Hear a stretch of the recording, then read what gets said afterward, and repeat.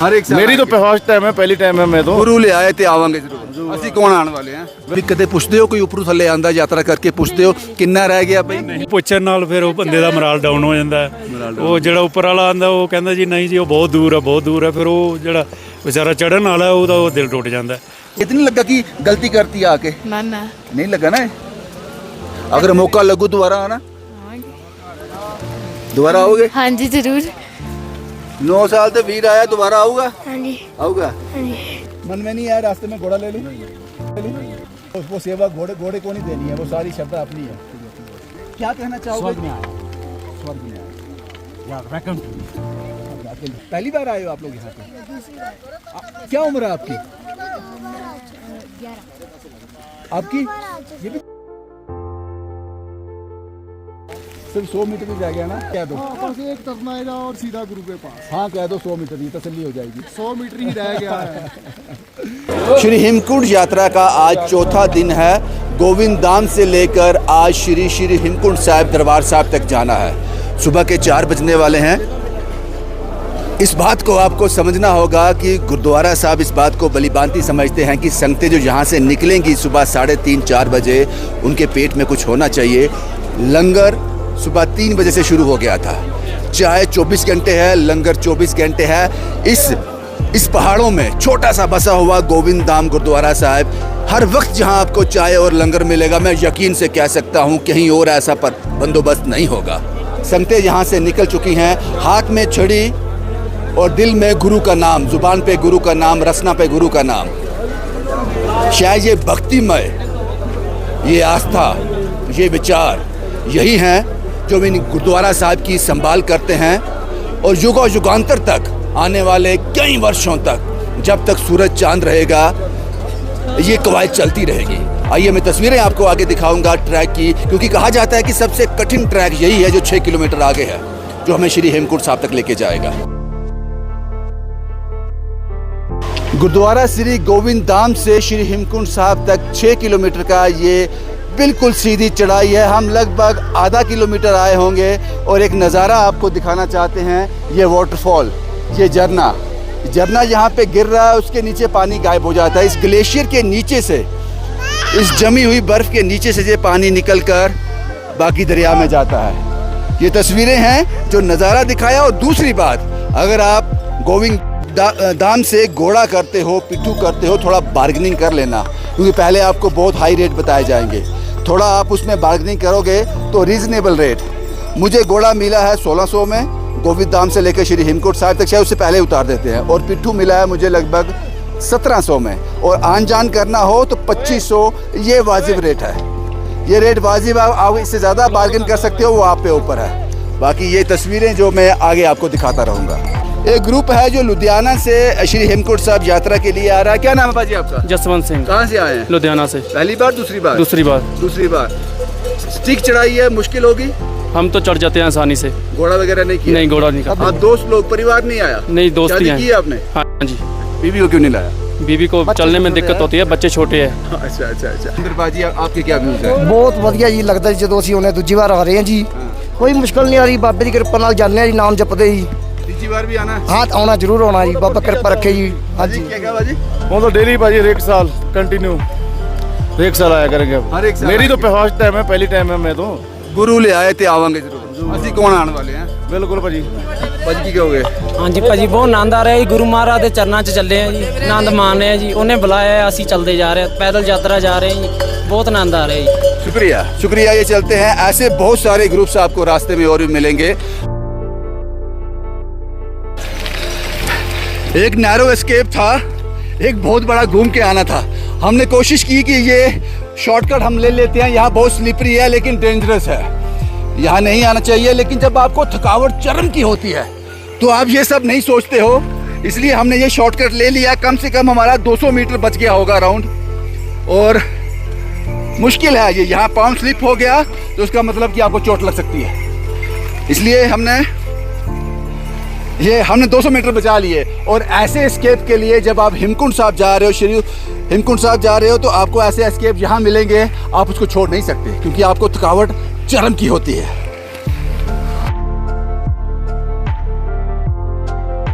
कुछ इस तरह का नज़ारा होता है जब आप श्री हेमकुंड साहब की यात्रा करते हो। नीचे से गोविंद धाम भी दिख रहा है, उसके बाद पूरा ट्रैक दिख रहा है, किस तरह से लोग कुछ पैदल आते हैं, कुछ घोड़े पर बैठ के आते हैं। लेकिन मैं आप सब लोगों से आग्रह करूंगा कि अगर आप फिजिकल फिट हो, अगर आप में वो ताकत है, तो अपने पाँव पे चलकर एक बार गुरु के पास जाना चाहिए। अगर आप मेडिकल इश्यूज़ हैं, नहीं चल सकते, दैट इज़ सेकेंडरी इशू, लेकिन आप कोशिश ज़रूर किया करो। मैंने बहुत से अपने वीरों को देखा है जो नीचे से उन्होंने हिम्मत तो की, लेकिन आधे रास्ते में आकर हिम्मत ने जवाब दे दिया, घोड़े पर बैठ गए। ठीक है, आप बैठो घोड़े पे, लेकिन अगर ताकत है, अगर वो हौसला है, अगर जज्बा है, तो इस यात्रा को एक बार पैदल ज़रूर करना चाहिए, अगर मेडिकल इशू नहीं है तो। यहाँ से ग्लेशियर जो है आधा किलोमीटर की दूरी पे है और श्री हेमकुंड साहिब दरबार साहिब जो है वो यहाँ से लगभग 2.5 किलोमीटर की दूरी पे होगा। लेकिन आप तस्वीरों में देख सकते हो, थोड़ी देर पहले मौसम बिल्कुल साफ था, मौसम पर विश्वास नहीं कर सकते हो, बदलता रहता है। और तस्वीरों में आप देख रहे हो कितना फॉग है, कितना मिस्ट है, कितना धुंध है, और थोड़ी देर बाद और 10-15-20 मिनट के बाद ये सब छट जाएगा। तो जब भी आप यहाँ पे आओ, बारिश का भरोसा नहीं है। ये जिस तरह से मैंने ये एक मोम पहन रखा है, प्लास्टिक का एक कोट पहन रखा है, ये आपको मिल जाएगा मात्र 50 रुपये, 60 रुपये, 70 रुपये, 80 रुपये। जैसे जैसे ऊपर आते जाओगे 150 रुपया, 200 रुपया रेट बढ़ता जाएगा। ये आप नीचे से ही ले लो तो वो ज़्यादा अच्छा है। कुछ लोग मेरे साथ हैं। सती की ना ਤੁਹਾਡਾ? ਮੇਰਾ ਹਰਭਜਨ ਸਿੰਘ ਜੀ। हरभजन सिंह जी, ਤੁਸੀਂ पैदल ही यात्रा कर रहे हो? ਪੈਦਲ ਯਾਤਰਾ ਜੀ। की उम्र है ਤੁਹਾਡੀ? ਮੇਰੀ 60 ਸਾਲ ਉਮਰ ਹੈ। 60 साल। ਜੀ। परेशानी तो आ रही होगी ना? ਨਹੀਂ ਕੋਈ ਪਰੇਸ਼ਾਨੀ ਨਹੀਂ ਹੈ, ਬਸ ਆਰਾਮ ਨਾਲ ਚੱਲੇ, ਕੋਈ ਪ੍ਰੋਬਲਮ चल रहे हैं। ਹਾਂਜੀ ਵਾਹਿਗੁਰੂ ਦੀ ਮਿਹਰ ਹੈ। वाहिगुरू दी मेहर। हाँ जी, कदे मन चढ़ती च नहीं कला। आया कि थल्लू घोड़ा नहीं कितना? नहीं नहीं कुछ ऐसा कर कुछ रही नहीं, ऐसा कुछ नहीं। है। थोड़ा वक्त ज़्यादा लग जाएगा कि टाइम लग जाऊगा, लेकिन आया कि पूरी करांगे। ਵਾਹਿਗੁਰੂ ਕਰਾਉਣ ਵਾਲਾ कराने वाला जिन्हें ताकत दी है वो पहुंचा देगा। ਜਿੰਨੇ ਇੱਥੇ ਭੇਜਿਆ ਉਹ ਅੱਗੇ ਵੀ ਲੈ ਜਾਏਗਾ। सत श्री अकाल जी। की ना ਤੁਹਾਡਾ? ਸੁਖਵੀਰ ਕੌਰ पैदल ही यात्रा चल रही है? ਪੈਦਲ ਹੀ ਹੈ ਜੀ। ਹਾਂਜੀ काफी लंबा सफर हो गया था हाँ जी। गोविंद धाम तो लेके। ਹਾਂਜੀ ਇੱਥੇ ਤੱਕ कभी कदे पूछते हो, कोई ऊपर थल्ले आंदा यात्रा करके पूछते हो किन्ना रह गया भाई? ਨਹੀਂ ਪੁੱਛਿਆ पूछो ना किहड़ा सफर घट जाना ਨਹੀਂ, है। ਫਿਰ ਉਹ ਪੁੱਛਣ ਨਾਲ ਫਿਰ ਉਹ ਬੰਦੇ ਦਾ ਮੋਰਲ ਡਾਊਨ ਹੋ ਜਾਂਦਾ ਹੈ। ਉਹ ਜਿਹੜਾ ਉੱਪਰ ਵਾਲਾ ਆਂਦਾ ਉਹ ਕਹਿੰਦਾ ਜੀ ਨਹੀਂ ਜੀ ਉਹ ਬਹੁਤ ਦੂਰ ਹੈ, ਬਹੁਤ ਦੂਰ ਹੈ। ਫਿਰ ਉਹ ਜਿਹੜਾ ਵਿਚਾਰਾ ਚੜ੍ਹਨ ਵਾਲਾ ਉਹਦਾ ਉਹ ਦਿਲ ਟੁੱਟ ਜਾਂਦਾ ਹੈ।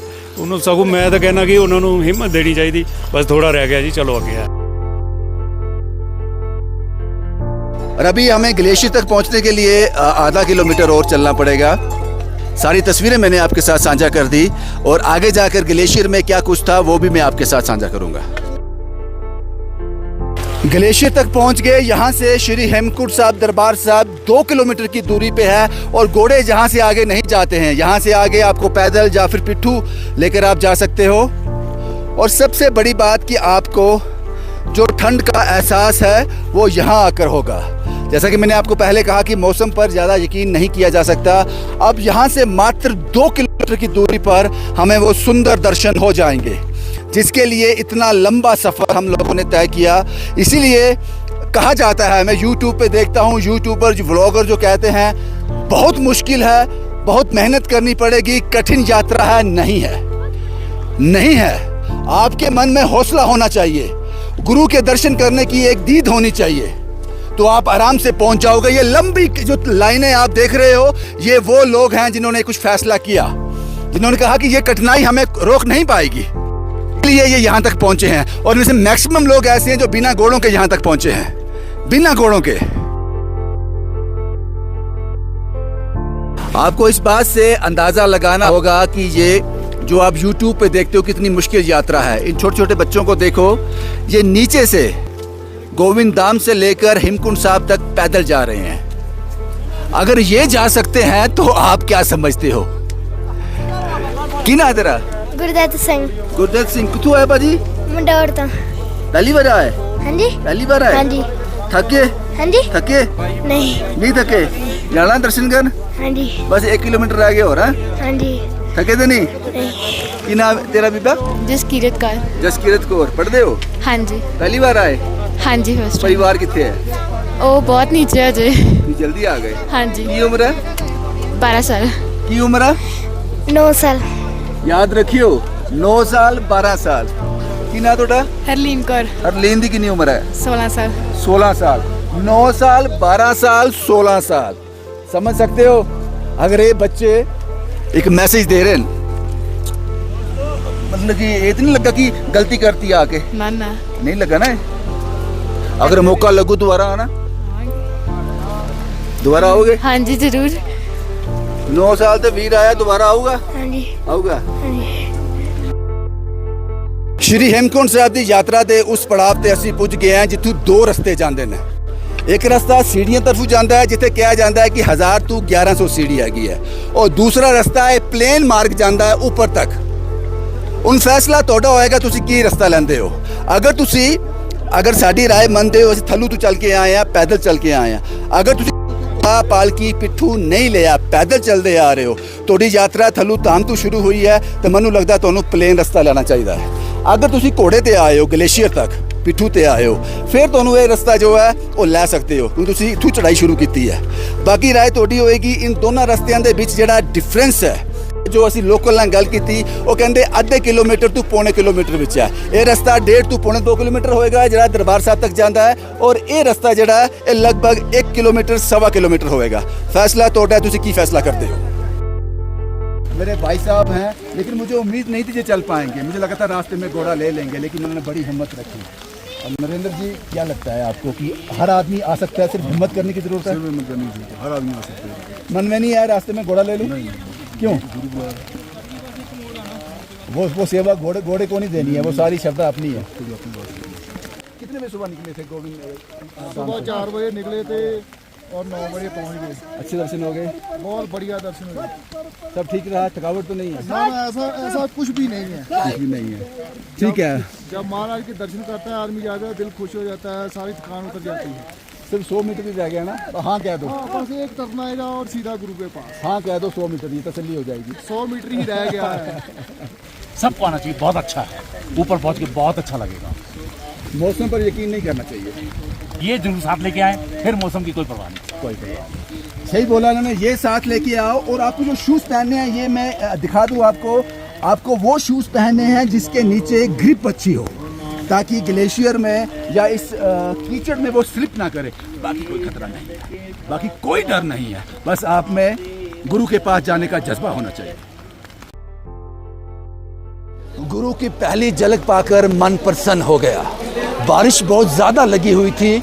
कुछ देर के लिए हमने लंगर हाल में आश्रय लिया, लेकिन जब लगा कि बारिश बंद नहीं हो रही थी और भूख भी लगी हुई थी, तो हमने 16,000 फीट की ऊंचाई पर श्री हेमकुंट साहिब गुरुद्वारा साहिब में लंगर की व्यवस्था भी है। यहाँ खिचड़ी का लंगर हमने चखा। उसके बाद बारिश रुकने का इंतज़ार किया, बारिश नहीं रुक रही थी। उसके बाद उसी हाल में हम आ गए और पवित्र सरोवर के स्नान किए। पानी बहुत ठंडा था, फिर भी 10, 12, 15 डुबकियां लगा ली, क्योंकि मैंने पहले कहा कि किस्मत वाला होता है, भाग्यशाली होता है, यहाँ तक पहुँच पाता है। हर कोई चाहता है कि अपने जीवन में एक बार श्री हेमकुंट साहिब की यात्रा ज़रूर करे। उसके बाद सुंदर दर्शन किए गुरु के, मन प्रसन्न, चित्त प्रसन्न, सारी थकावट दूर हो गई। उसके बाद आप तस्वीर में देख रहे हो श्री लोकपाल लक्ष्मण मंदिर। हम यहाँ भी गए। यहाँ श्री राम के अनुज लक्ष्मण जी ने तपस्या की है, जो ये बताया गया हमें। और काफ़ी लोग यहाँ आते हैं, और यहाँ भी आकर इस मंदिर के दर्शन करते हैं। गुरुद्वारा साहिब आश्रम से ये शुरुआत हुई थी और आज हम श्री हेमकुंट साहिब में हैं, पावन श्री हेमकुंट साहिब में हैं। और मैंने पहले कहा कि मैं अपने आप को बड़ा सौभाग्यशाली मानता हूँ कि मैं अपने जीवन में, क्या पता इसके बाद और भी यात्राएं करूँ श्री हेमकुंट साहिब की, लेकिन मुझे इस बात की तसल्ली हो गई कि मैंने अपने जीवन में कम से कम श्री हेमकुंट साहिब की यात्रा कर ली। ज़्यादा मुश्किल नहीं है, मैंने बार बार कहा, सिर्फ इरादा करो।